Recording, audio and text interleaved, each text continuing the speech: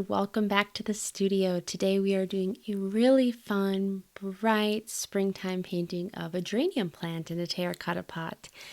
The paints I'm using today are not my usual earth pigments, but they are peerless watercolors. And these are handmade in Wisconsin, non-toxic watercolor paints, but they come in these really fun, highly portable pieces of paper. It's like they put the pigment on the paper itself. So what I've done is I've just pre-selected some colors, cut off the tip of one of those papers, just to make it really easy for me to switch back and forth as we do this painting. Now, let's see, we're using the usual 4x6 sheets of paper. I have an H2 pencil that I'm going to be using to mark up just really the essential basics of the pot, as well as some of the stems. And now I'm going to get a green watercolor pencil to trace over the flower stem. If I had a smaller brush, I wouldn't need to use this, but I can only find my number 4 paintbrush right now. So you're just going to see me struggle a little bit with the minute size of this painting. But this is a scenario where those watercolor pencils are just so fun. Lightly trace over it, and when we take our water later on, we can brush over it and the pigment will show up. For the geranium flowers themselves, all you need to do is grab a little bit of whatever color you're using. In this case, I'm using a salmon-y pink. And if you're looking at the Peerless watercolors, it is actually called Geranium Pink. That's my inspiration. And I'm just really, really lightly creating tiny teardrop shapes is what the petals are. And being a little bit careful not to let them touch, especially when this painting is so small. If they were to start running into each other a little bit more, like loose floral style, we might lose that geranium shape and definition. So right away I'm working on a bit of geranium bloom that's opened up all the way, and so there's all those little tiny flowers that have popped up, and they make a really nice round display. And then we've got some smaller ones, and as they're just starting to bloom, they're facing upwards just a bit, and you can play around with if you want. And 3, 5 maybe, however many petals that fit the size that you're going for. And we're shooting for a little bit of a balance between maybe 3 big ones and then fill it in with 3 smaller ones. So the next thing we're going to do is I'm taking this little bit of green, and it's kind of a fun green. It's a little bit sap green, a little bit of a lime green, and all we're going to do is make sort of a lily pad shape with wiggly edges. Now, here again, I'm just struggling. My brush is far too big for this painting. It is a number 4 round. It's large. So I'm really, really carefully just taking the tip of the brush, making that outline, cleaning off the brush, and then pulling the paint pigment in towards the center of the leaf with that clean water. And what that's giving me is a nice highlight, darker edges around the outside, more variation in the color and tone than you would otherwise. So we have the lily pad, the squiggly lily pad shape for leaves that are facing us straight forwards, and then for leaves that are maybe facing sideways or not entirely opened, there's really just half of that shape and then facing upwards. And as your paint starts to dry, I'm just dropping in a little bit more pigment in that very center part, and that's going to slowly bleed outwards so that we still have the definition along the edge of the leaf. We have a little bit more variation in that center where the geranium leaves like to fold in on itself. but we're retaining a very, very natural highlight in between those two zones. So with our setup, we've created a balance layout with the stem. We've added in our focal points for the flowers themselves. And now really I'm just filling in and seeing where does it make sense to have a larger leaf or a smaller one or one facing sideways. Like how do we continue this idea of balance with the leaves as we're adding in? And that's what's one nice thing about leaving foliage for the very end of the painting as we're doing now, is it really gives us that opportunity to create a full or a lighter plant as needed, and just really play around with what are we doing with this picture. Is it more of a minimalist? Is it maximalist, really thick geranium plant? We could have played around with a few different looks. I was kind of thinking as I was using this paint, I don't have a lot of greens in my color palette at the moment. I love these Peerless watercolors. They're so easy to just, they pack away really nicely. And I really am trying to get to a more natural, organic art studio. And part of that means having let go of the more traditional tube watercolor paints, the ones that are full of, the toxic preservatives and the fillers that allow you to have an eternally liquid paint in your tube that doesn't mold or go rancid. So I really am trying to keep things cleaner in the studio. That is one of my passions, is creating my own paint from pigment, and I'm starting to explore using plants and those natural plant dyes and turning that into pigment for my paints. So I'm excited to share some of that with you as I get a little further um, and get a little past the error stage.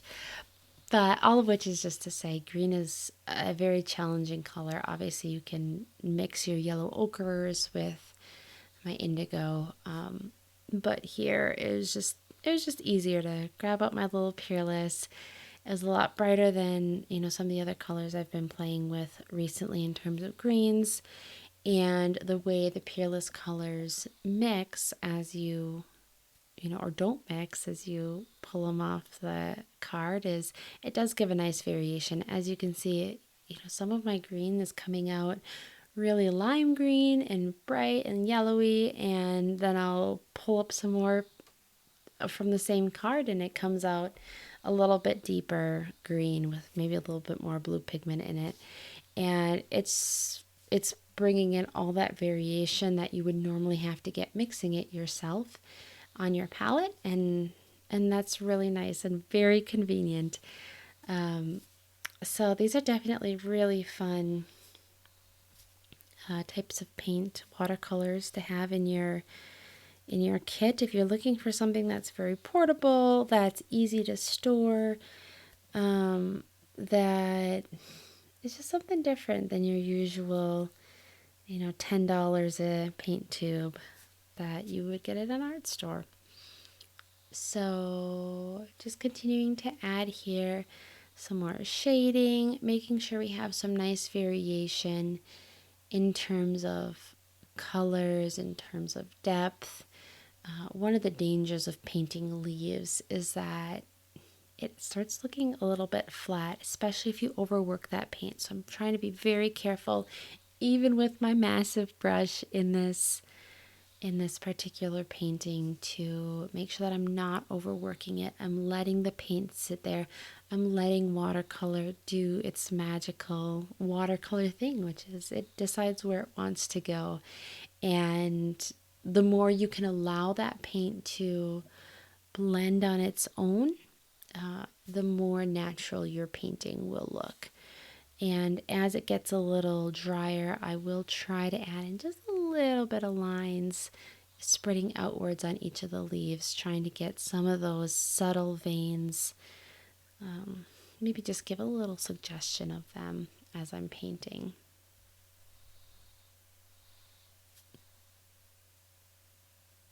what I'm going to do now is I'm taking a little bit of a darker red, sort of a crimson, and adding in just a little bit of shading to these geranium flowers. I mentioned just a bit ago about the need to have some depth to your painting.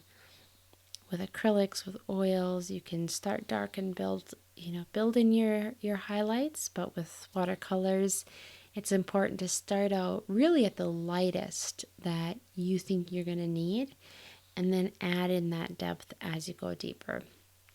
Here, there's really no rhyme or reason. One of the most challenging things for me personally with these geraniums is trying to figure out, like, how do I, these are tiny little flowers, like, how do I get all these flowers? How do I get the shading right? And as I was, started actually going into the painting process, I realized it's not rocket science. Like, this is another opportunity for you to just have fun with your watercolors. Alternate it a little bit, play around with it, and it looks like a geranium, oddly enough. So here I'm grabbing some little bit of brown ochre, a little bit of orange ochre, and I'm lightly brushing it against the perimeter, the outside of the terracotta pot. And then same technique as we did with the leaf. I'm going to clean off our brush and then use that to lightly drag the pigment inwards. And you can go ahead and build up the outside, the shading with a little bit of, maybe if you have a redder ochre, that would look really nice. Here I'm grabbing a pearl gray, it's called. And I am using that to quickly add just a bit of shading on the outside of my pot. I'm going to grab a little bit more and add a little bit of a shadow because we want to anchor this image and show that it's sitting somewhere. Is it a windowsill? Is it the edge of a garden bed? Maybe on a patio? I don't know. But it is kind of nice, especially when you have that pot, to give just a bit of a suggestion that it's sitting somewhere. I'm going to grab a charcoal pencil and use that to give a little bit more definition on the terracotta pot. Give a little bit of a hint of a rim, add a little bit of, I don't know, just darkness and definition to the sides and the bottom of it. I really enjoy using, what am I trying to say? Charcoal. I love using charcoal with watercolors because watercolors are so smooth, just so beautiful, and they blend so gently. And then adding on a bit of charcoal on top of that, it gives some texture. It gives a nice little pop of color, or contrast, I should say. And it keeps it feeling more, I don't know, it brings in that, like if you were to see like your pencil sketch underneath it, but of course it's so much darker, and I just think it's so fun. So I'm adding just a little bit of definition wherever possible, a little bit on the leaves and flowers, and that's it. And this is such a fun painting. You can see the other one I did just before I filmed this particular tutorial, and it looks very similar. Like, it's very easy to replicate this. The first one had a little bit more red on the pot. I kind of like that. But I'm also a cool tones girl, and the more subtle pot is nice, especially if you were maybe to play with maybe more purple in your colors, your geranium colors. Here I'm just gonna add just a little bit. It's bothering me, so I'm gonna add a little bit darker green. I feel like the shading is just so well done in the first video, and sometimes I get a little bit of stage fright when I'm filming these, and I'm like, oh, I gotta rush through it, and no one wants to sit there for a 30-minute tutorial. But when you're painting for yourself, it's just so beautiful to just, you have your time, you're playing the way you want. Like, it doesn't matter if it turns out perfect or not perfect. It's just, it's your moment with yourself and your creativity. And watercolors, again, just such a fun way to do that and let loose, and keep the sketching to a bare minimum and just let the paint work its magic. So I hope you enjoyed this tutorial. I certainly had a lot of fun with this. I'm looking forward to do maybe a little springtime series and play around with some of those different flowers that some of you might be growing already in your gardens. For me, it's a snowstorm outside right now. We're getting another 6 inches of snow, so it'll be a while before I can get any plants in the garden. But I will plant my seeds indoors, get them started, and dream of my colorful garden with watercolor. So thanks for joining. See you next time.